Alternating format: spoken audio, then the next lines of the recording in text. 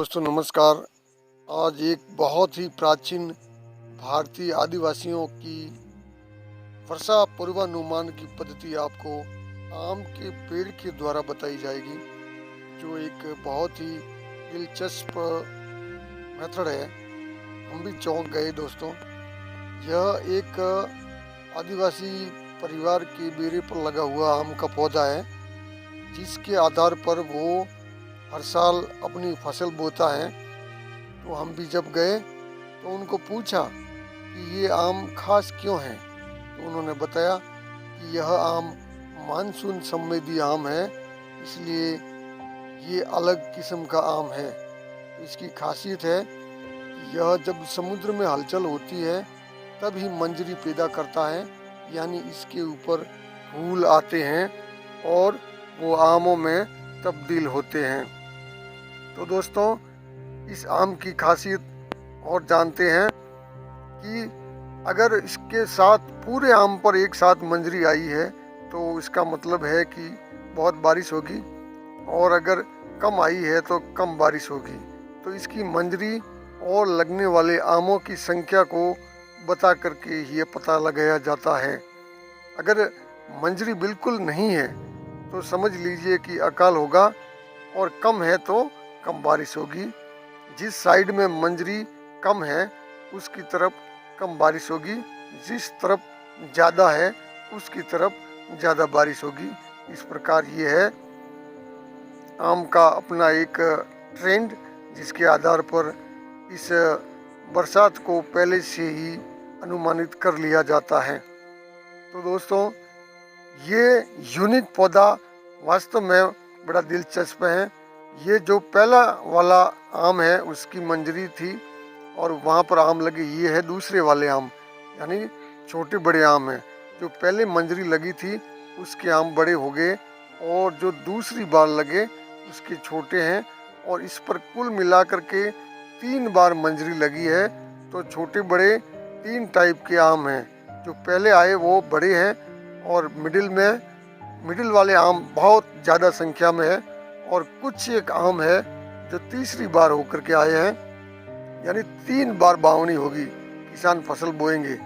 तो दोस्तों बीच वाली जो फसल है वो सही रह सकती है, और बारिश में 10 से 15% की कमी भी दर्ज हो सकती है।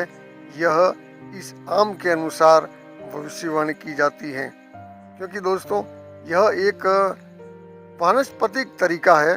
क्योंकि फिक्स इसके बारे में जानकारी तो बारिश होने पर ही होगी, लेकिन ये बता रहा है कि 20 दिनों के अंतराल पर अच्छी बारिश होगी, यानी शुरुआती बारिश के वापस दोबारा 20 दिन के बाद में अच्छी बारिश होगी और वो ज़्यादा एरिया कवर करके जाएगी।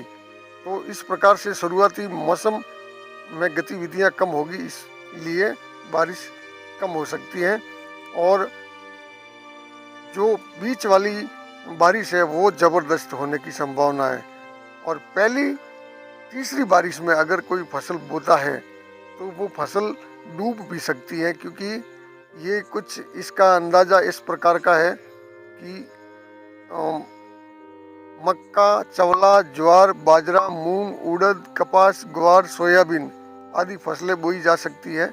और किसान भाइयों को सलाह दी जाती है कि वो अपने चारे के लिए ज़्यादा से ज़्यादा ज्वार बोएं, ताकि क्या है कि आने वाले समय में उसकी कीमत भी अच्छी आएगी और अपने पशुओं को भी आप चारा दे सकते हैं।